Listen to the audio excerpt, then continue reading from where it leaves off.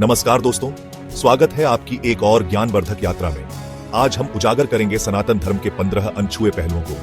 हर कथा, हर पात्र, हर प्रतीक अपने अंदर गूढ़ रहस्य समेटे हुए हैं। तो तैयार हो जाइए, अपने अंदर के जिज्ञासु को जगाइए और डुबकी लगाइए इन अद्भुत रहस्यों की गहराई में। क्या आप जानते हैं कि सृष्टि की रचना कैसे हुई? पुराणों के अनुसार भगवान विष्णु की नाभि से एक कमल प्रकट हुआ। इस दिव्य कमल पर विराजमान थे ब्रह्मा जी, सृष्टि के रचयिता। यह घटना दर्शाती है कि सृष्टि का आधार विष्णु तत्व है, जो अनंत और असीम है। हनुमान जी की वीरता और भक्ति के किस्से तो हम सभी जानते हैं, लेकिन क्या आप जानते हैं कि हनुमान जी आज भी इस धरती पर विराजमान हैं? वे उन 7 चिरंजीवियों में से एक हैं जिन्हें अमृता का वरदान प्राप्त है। अश्वत्थामा, राजा बलि, वेदव्यास, विभीषण, कृपाचार्य और परशुराम, ये हैं वो अन्य 6 चिरंजीवी। महाभारत की नायिका द्रौपदी का जीवन रहस्यों से भरा था।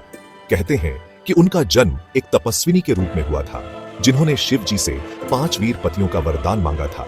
यह वरदान ही उनके अगले जन्म में श्राप बन गया, जब उन्हें 5 पांडवों की पत्नी बनना पड़ेगा।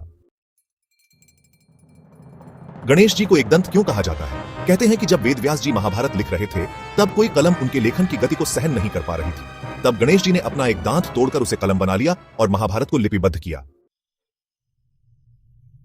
लक्ष्मी जी को धन और समृद्धि की देवी माना जाता है, लेकिन क्या आप जानते हैं कि उनकी एक बहन भी है, अलक्ष्मी, जो दरिद्रता और कलह की देवी है?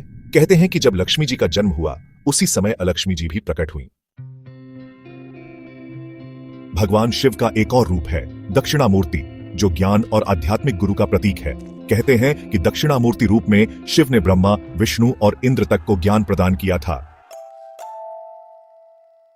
वेदव्यास जी, जिन्होंने महाभारत जैसा महान ग्रंथ रचा, उनका असली नाम कृष्ण द्वैपायन था।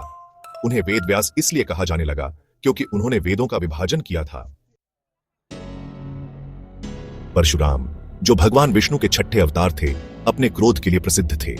कहते हैं कि उन्होंने अपने पिता की हत्या का बदला लेने के लिए 21 बार पृथ्वी को क्षत्रिय विहीन कर दिया था। रावण, जो अपनी शक्ति और अहंकार के लिए जाना जाता था, एक महान शिव भक्त भी था। उसने अपनी तपस्या से शिव जी को प्रसन्न किया और उनसे चंद्रहास नामक दिव्य तलवार और अजेयता का वरदान प्राप्त किया। महाभारत के महान योद्धा अर्जुन को युद्ध के दौरान 3 बार मृत्यु तुल्य अनुभव हुआ था। पहली बार जब उनके पुत्र अभिमन्यु की मृत्यु हुई, दूसरी बार अश्वत्थामा के ब्रह्मास्त्र से और तीसरी बार भगवान श्री कृष्ण के देह त्याग के पश्चात। देवी दुर्गा के 7 रक्षक रूप हैं, जिन्हें सप्तमातृका कहा जाता है।